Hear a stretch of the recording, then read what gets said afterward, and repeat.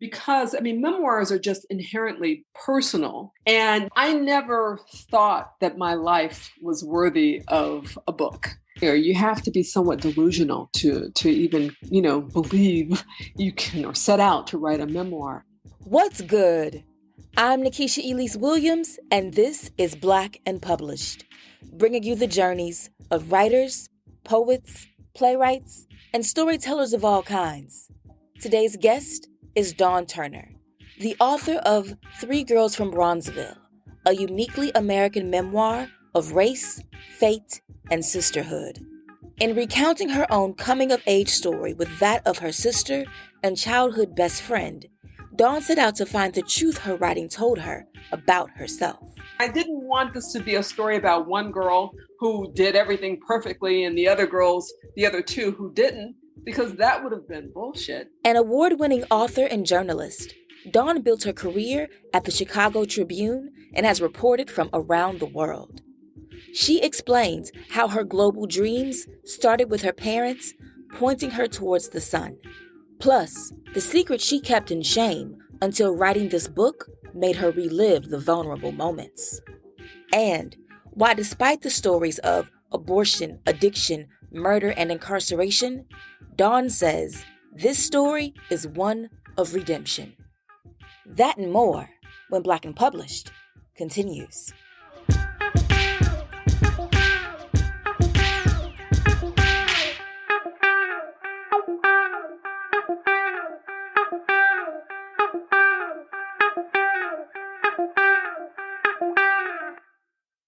Dawn, when did you know that you were a writer? Oh, I think I will answer the way I've heard other people answer, and that is that I am still becoming a writer. I knew I wanted to write at a very early age because my sister and I would sit under the dining room table and listen to my mother, my aunt, and my grandmother, and sometimes other people. We would eavesdrop on their conversations. And I mean, they had this wonderful ability to tell stories. You saw the characters, you understood the themes. It just came so naturally to them. So I knew I wanted to do what they were doing, and that I was telling stories. And you capture that so beautifully in your memoir, talking about how they would be talking and you'd be under the dining room table listening. You have one of those opening scenes in your memoir. And they all had such a rich way of storytelling just from what you relayed on the page, which definitely comes across in your mother's voice, which I am obsessed with. I am too, actually. But in capturing those stories in your memoir, when was the first time that you tried to capture that same storytelling that you heard from your mother and grandmother and aunts and stuff? Oh my goodness. When I was in elementary school, my fourth grade teacher, I think it was, he had us write these stories. And he reminded me years later that I had written this elaborate story for him. And that was, I think, my first attempt to write something down that was in some way reminiscent of what I had heard with the women. And I think it was just about this. It was a story about these girls who get on this elevator, and it was coming off of what my best friend and my sister and I would do. We'd get on the elevator and would rocket up to the top of the building because we lived in a 24-story tower. And so that was the kind of the nature of my first story that I had written for my teacher. And he actually sent it in to Ebony Junior magazine, which is really cool. It wasn't accepted, but he saw some promise in it, and that was fantastic. My mom used to always try to get me to send stuff in to Ebony because I believe they used to have the contest in John H. Johnson's name, and I think her name was Eunice. Oh, his wife's name. Yes. Yeah, they used to always have a contest in her name for young writers. And I don't know if I ever sent anything in or I just wasn't selected, but I do remember that being a thing. Try to send stuff into Ebony. So in doing that and trying to send the story in but not being accepted, you ended up going to school for journalism, right? Yes. Well, I didn't go for journalism. Initially, I wanted to be a doctor. But then along the way, that freshman year, I participated in a celebration commemorating the March on Washington. And I had been a part of the African American newspaper there. They invited me to join, and I just said yes. And I wrote a story, and that was my first story that was published in the Griot newspaper. And that's when the writing bug really bit me, that I could interview people and I could talk to them about their lives, and I could, potentially do this for a living. What was it about interviewing people and talking to them about their lives and all of that that interested you the most to want to pursue it in newspapers of all things? Yeah, this was the 80s. We were still, as Black folks, the jobs that would mean something akin to upward mobility was, medicine, going into law, maybe engineering, the sciences or something. But journalism was not something that I saw a lot of people who look like me in. There were pioneering African American journalists, absolutely, at that time, but it just had not resonated that I could be a writer. Or at least I could work for a newspaper or maybe a television news station.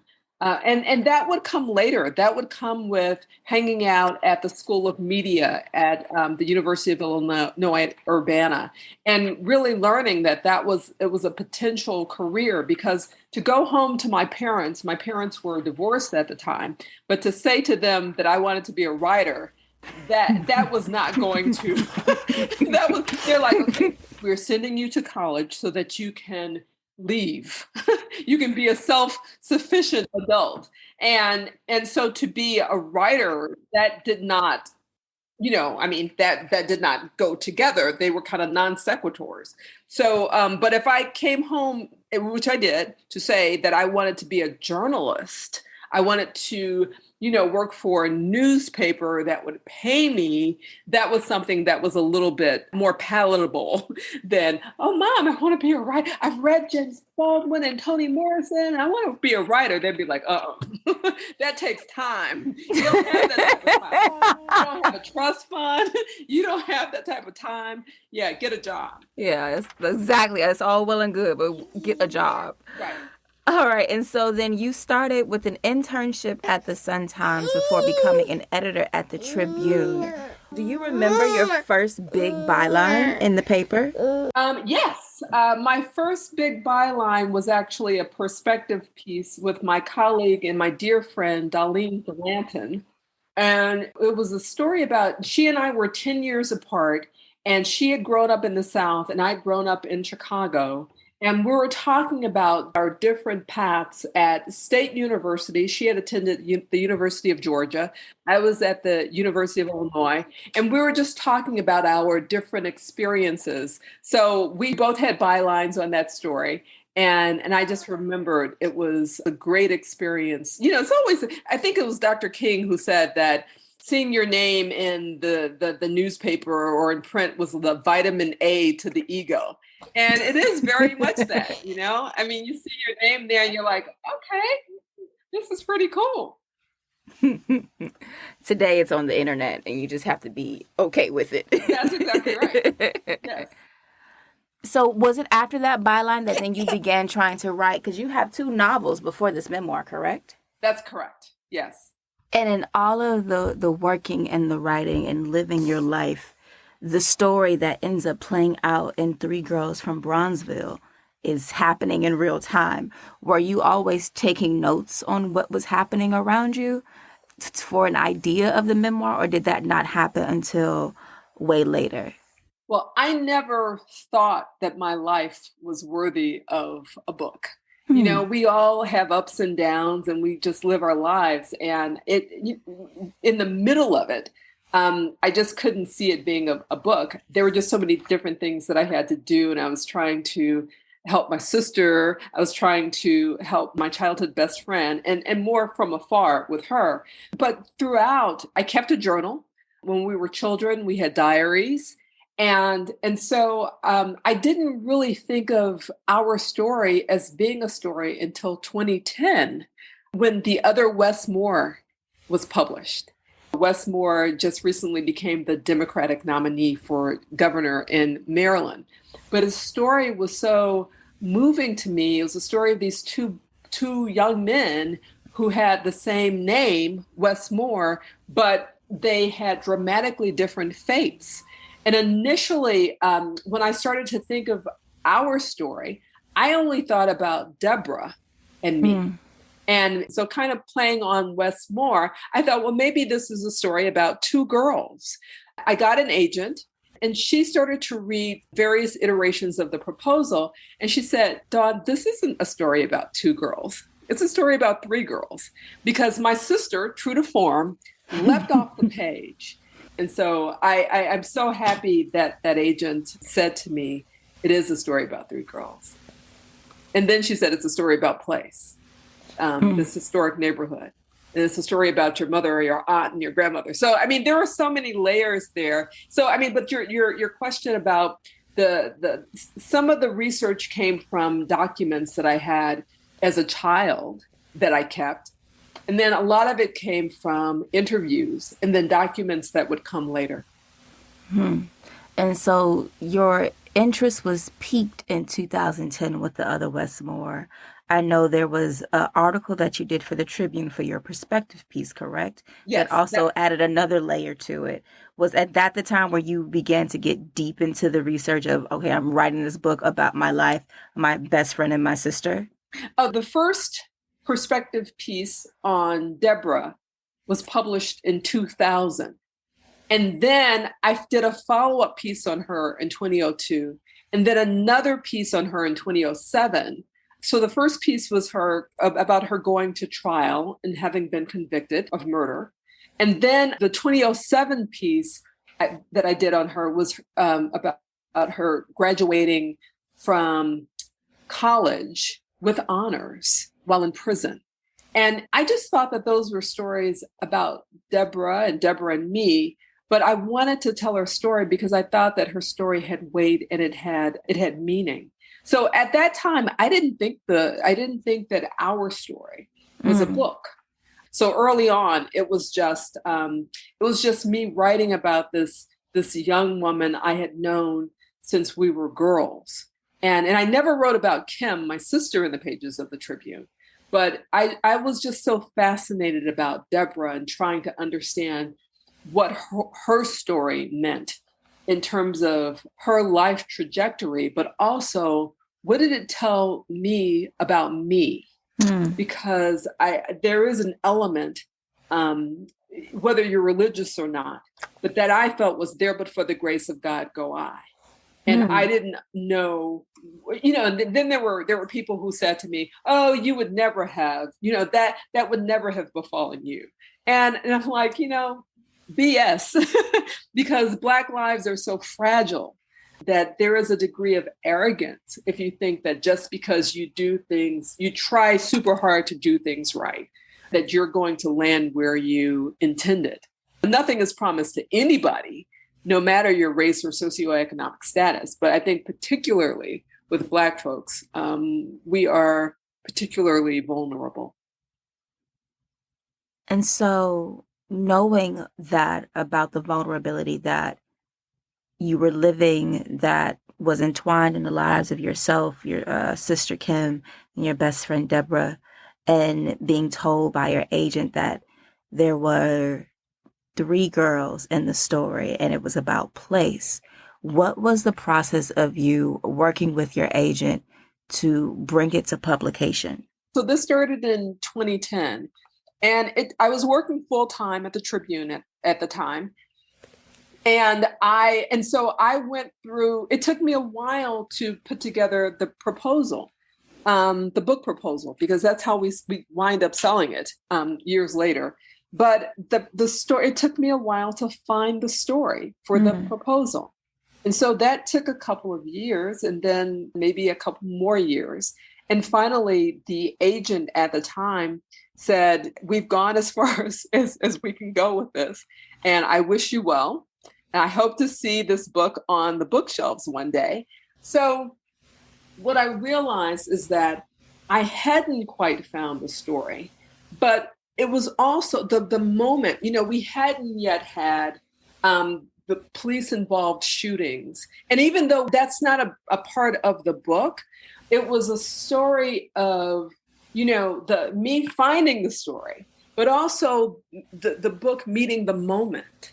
And so when I did get the agent who wound up selling the book, the proposal was different and it was tighter and it was stronger. And I had changed. I had become a better writer and a deeper thinker and all of those elements that are needed for writing. But, again, it sold. I mean, I think he sent it out on a Friday and I think it sold by Monday. Yeah, it was super. We were getting calls by Monday. So it was. What year was this? This was in 2018. Wow. Yeah, it is. But that is that. So the story there is about persevering. It's about working hard because writing is a craft. We may be born with a degree of talent, but talent is not enough. So it is working your butt off to figure out the story. And the story, again, it's a complicated story on so many levels because memoirs are just inherently personal, and you have to be somewhat delusional to go into it thinking, oh, at least maybe it's just me, because I thought, well, I write for a living. I'll just tell the story. I'll tell it chronologically. And, but then it's all the stuff you're going to tell, but then it's the stuff that you don't know that you're going to tell, that you feel like, and I didn't want this to be a story about one girl who did everything perfectly and the other two who didn't, because that would have been bullshit. And so I had to share some things that I'd never told anybody, because I didn't want to tell all of Deborah's and Kim's business without telling mine. But, the things that we are ashamed of, the things that we think people will think differently about us, those are the things that when it, we think that there is this like process where, we're going to shrink if that information hits the air. There will be some decay or rot. But the reality is I wanted to be open and honest, and just tell as much truth as I could. So you brought us all the way to where we got to start talking about the book. So I'm going to let you do a reading from whichever section you choose. Because you have all these allusions to what's in the book. And now I got to get ready to ask. Black and Published family, it's time for the reading. Dawn Turner's memoir, 3 Girls from Bronzeville, follows Dawn, her sister Kim, and her best friend, Deborah Trice, from their childhood living in a high-rise overlooking the projects on the south side to their wildly divergent paths that imbued them with life while forcing them to accept death, all the while never forgetting the power of friendship, forgiveness, and second chances. Here's Dawn. Okay. It'll just be from the very first chapter. It's called Our Ledge. I often think about my sister and my best friend, not every minute, not every second, every day. I mostly think of them when I am experiencing something that I would have wanted to share, some moment that would allow us to tug on a line, thin as a filament that begins, remember when, and draws a seemingly ever-present past nearer.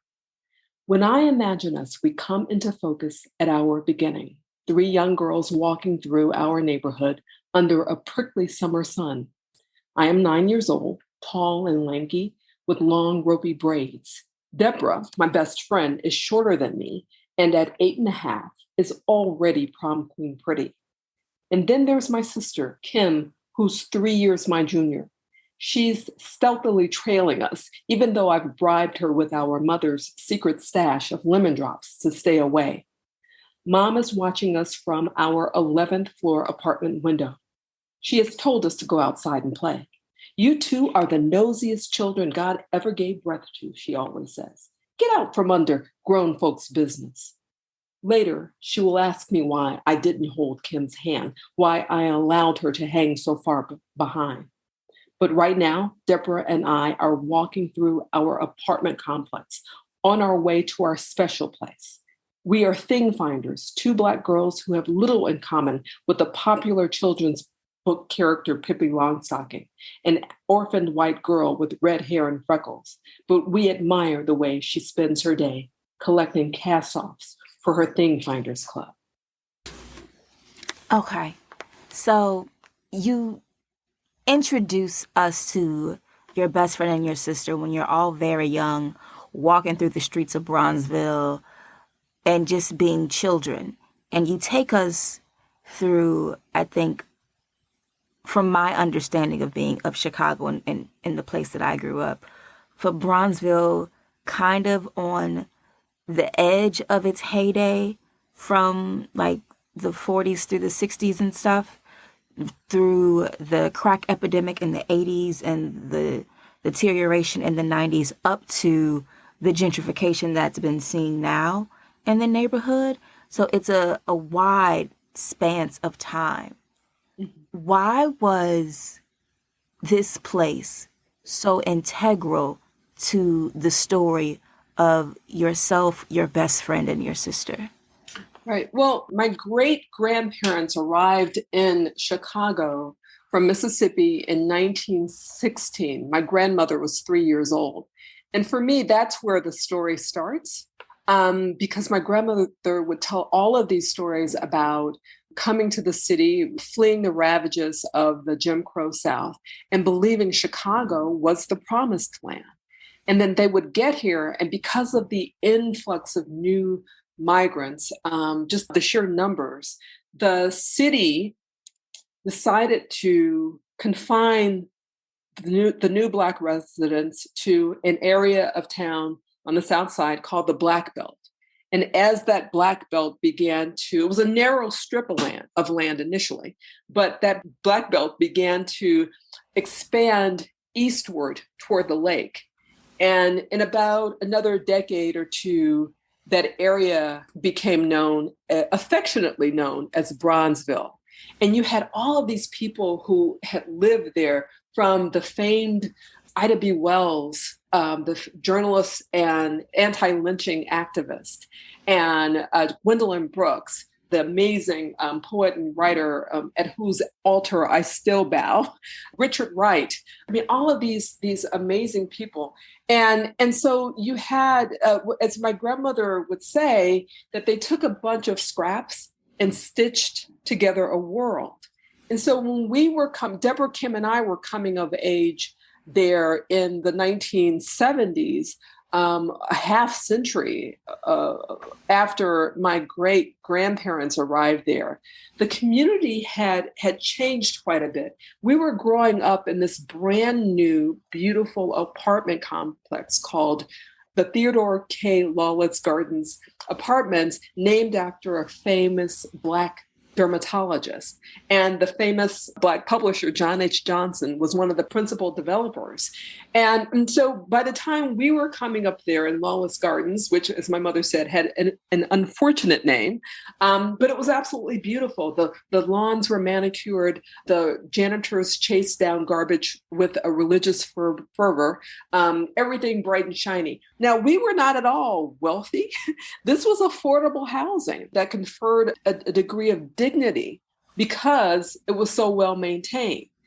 But right across the street was a public housing complex named the Ida B. Wells Homes, so with this distinguished name.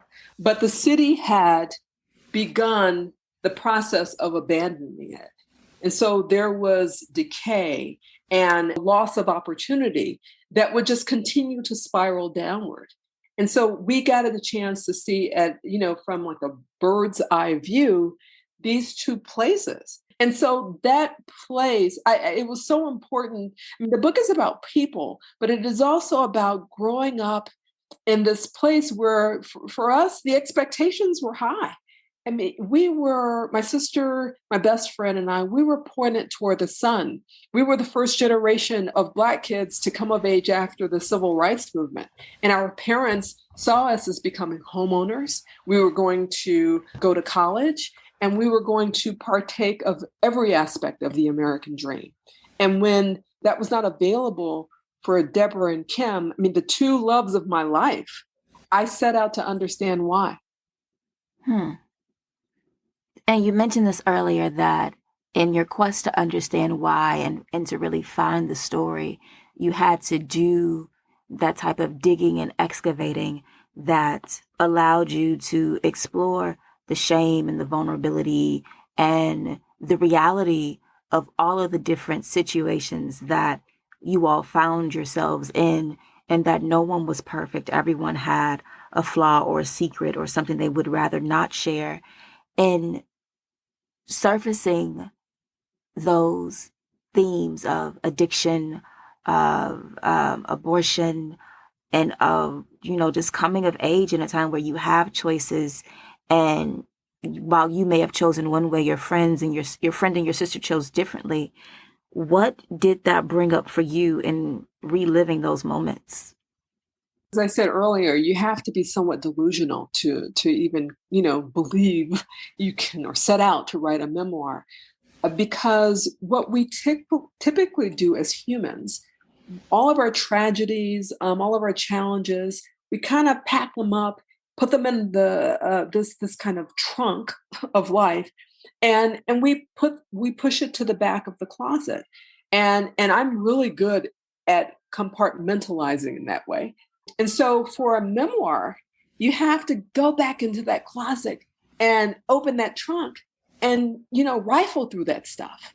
And I just really never, I didn't understand how difficult that would be to relive my sister's struggle with alcoholism, why she turned to alcoholism, and then her passing, to go through court documents, hundreds and hundreds of pages of court documents, because I wanted to make sure that Deborah's story was right. Memory is so fallible, but to go through that and then to get some of those details about her life and her struggles with crack and how she landed on that square the night when she shot a man to death.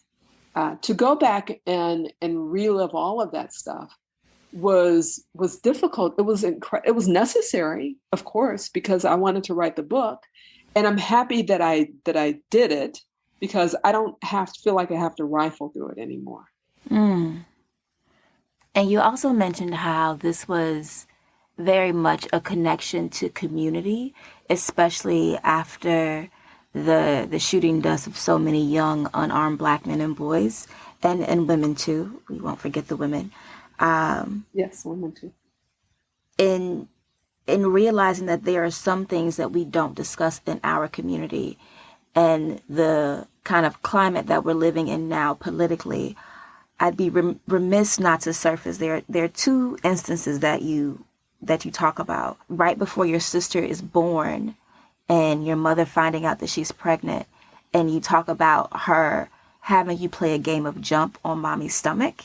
Mm-hmm. And then also of you deciding to have an abortion 2 weeks after you were married, and what those decisions means, but also that's juxtaposed to your sister Kim, who got pregnant young and ended up losing her child, which kind of surfaces the Black maternal health crisis and how that may have altered her trajectory in life because she grieved so heavily.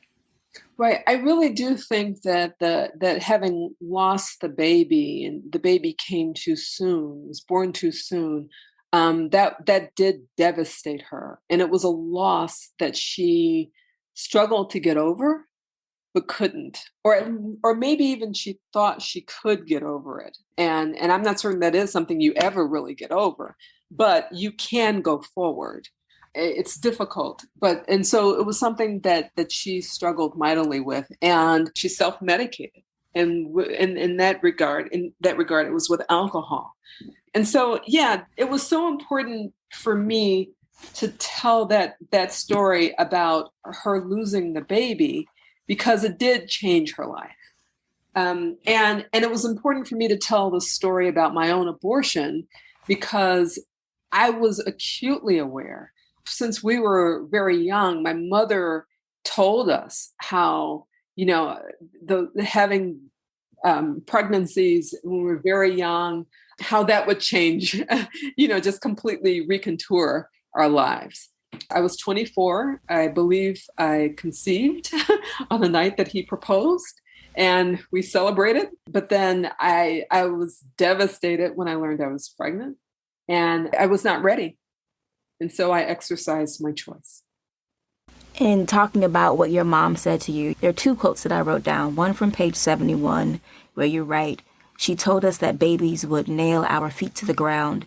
They would reconfigure not only our bodies, but our goals and ambitions too." And then you have another quote on page 156 where you write, "When you have kids, even with the most helpful husband, you will care more about that child being whole than you." And I was like, first of all, nobody asked you. Nobody asked you for this wisdom. However, is it true though, or is it true? It's true. However, I I love the honesty of that, and how that shaped your outlook and your choices, your mother's outlook and what she wanted for you. You talked about being, that first generation that was pointed toward the sun to have all of these dreams and goals and ideas and ambitions. And even still, in reading the story of the three of you and of your parents as well, it still seemed like a game of chance. Oh, yeah. Do you feel like, and I know there's studies that have come out that says, even in the most, for a Black child to grow up with like an affluent Black family in the same neighborhood as a white family of the same socioeconomic status, it's still like maybe a 50% chance for them not to fall back into poverty. Do you see that, that statistic reflected in your own upbringing? Oh, yeah. I mean, it's some people might look at Deborah's and Kim's in my story and see, well, 1 out of 3. But I see it as 2 out of 3 who were able to make it. I mean, Deborah had a huge, huge stumble, a massive stumble. But her life now, she's been able to recover in a way that is incredibly remarkable. I admire her so much because she used her incarceration as a time to rehabilitate herself. But in terms of what my mother said, I mean, I always, I was not the perfect kid, but I did listen because for me, rules were scaffolding. I liked rules because I wanted to know where the boundaries were. For my sister and for Deborah, they were a little different. Rules were things that they pushed against. And so when my mother talked about early pregnancy, I mean, I listened to that. I mean, my future meant something to me. My teachers told me from a very young age that I should go to college. I had incredible test scores. I had great grades. But for Deborah and Kim, what the teachers focused on were their behavior. And so I saw myself through a different lens. And I had my future laid out for me that, I knew my goals, I knew what I wanted to achieve. And it's not like, again, not all perfect, but I had a blueprint. And anything that would knock me off of that blueprint was something that I couldn't abide. And when we were ready, oh my God, we were all in. But at that moment, I was just starting my career, my marriage. We were married very young. And I just didn't think it was prudent to have a child at that moment. And in all of that, it comes back, it begins with and ends with Bronzeville and Chicago. And you write in the beginning on page 4, "For generations, Bronzeville has been a place where all that was good and bad is simultaneously at your fingertips, yet a walled-off world away." And then at the end of the book on page 314, you write, "Then the world would look at what ails Chicago and pretend to wonder how it happened and how to fix it. What do you say to people living on Chicago's South Side and in Bronzeville now about the legacy they're carrying on, either directly or indirectly, whether they know it or not? Yeah, I mean, the first thing that I would say is that we often paint the South Side of Chicago with an incredibly broad brush. My friend Lee Bay, who was an architecture critic here in Chicago, talked about the South Side being the size of, and I think I'm getting this right, maybe Philadelphia, but it's a huge area. And so there are different neighborhoods, there are different communities. Some communities are well resourced and some are not. And so when we talk about this, we're talking about those communities that are beleaguered, that are challenged. And so, but there is this legacy that is not just about, people not doing what they need to do to keep the neighborhood clean or safe.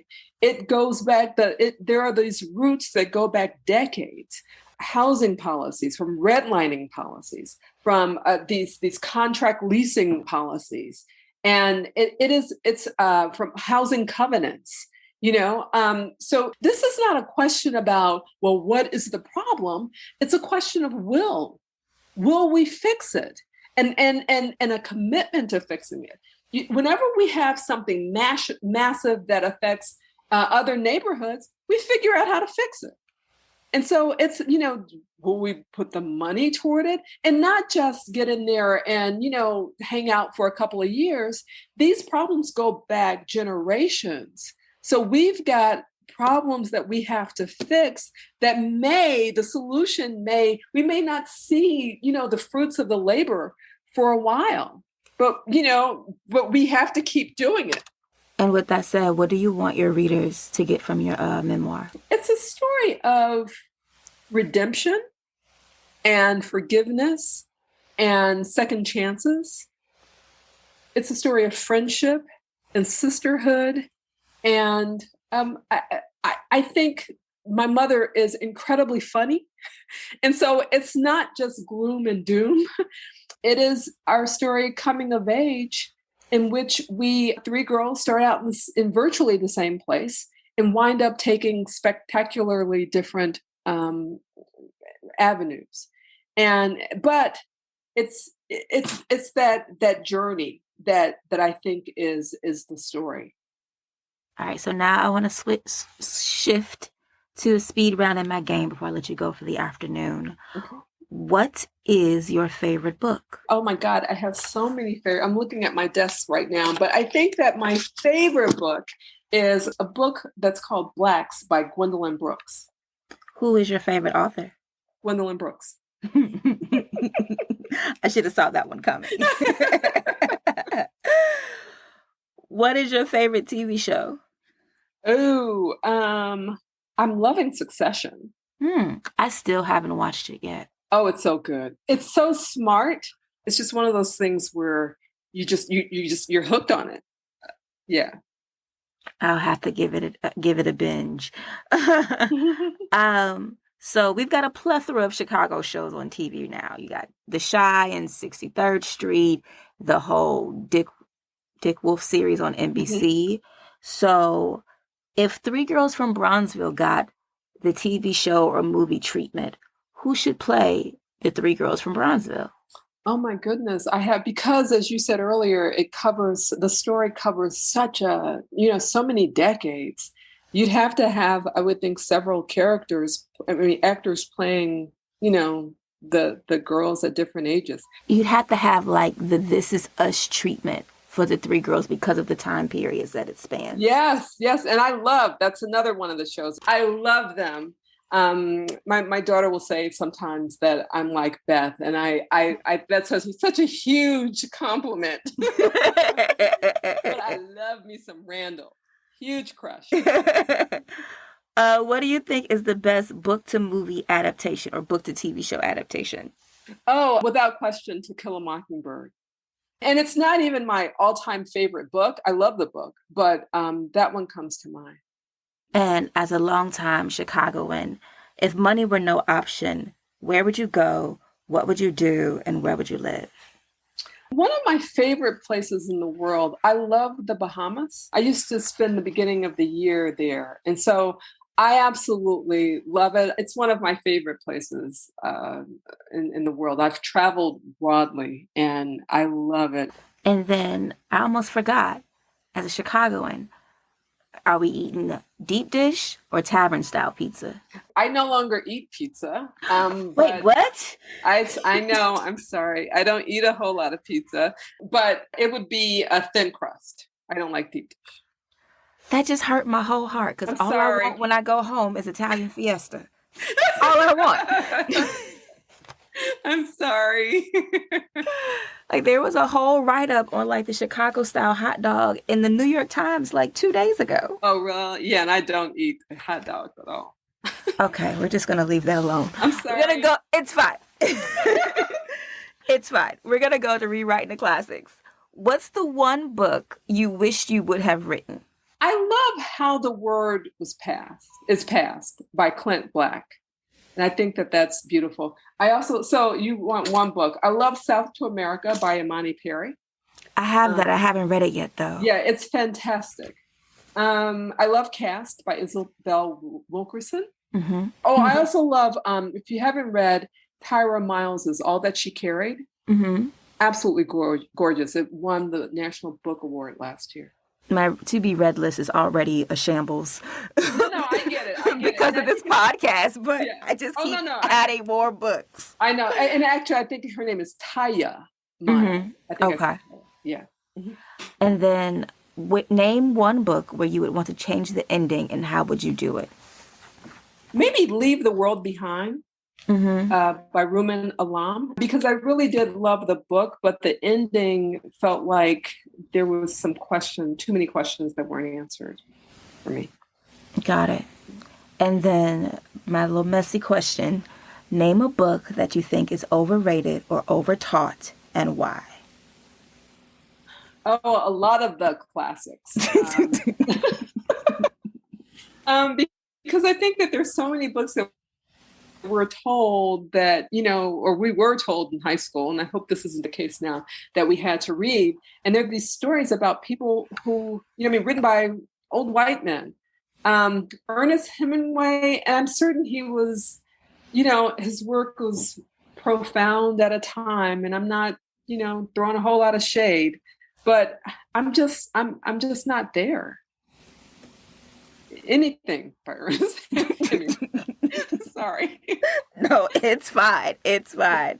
And so my final question before we go for the afternoon. When you are dead and gone and among the ancestors, what would you like someone to write about you and the legacy of words and work that you left behind in both your books and what you did at the Tribune? That it was really important to me to be a good person. And in being a good person, I hope that I was able to be a good writer and to tell stories that are often dismissed and ignored, and that made people, think about something that they thought they knew differently. That's really, that is, I don't want to be the type of writer who just writes pretty words. I want those words to be impactful. And that's what I hope people will say. Thank you, Dawn. Thank you so much, Nikesha. Big thank you to Dawn Turner for being here today on Black and Published.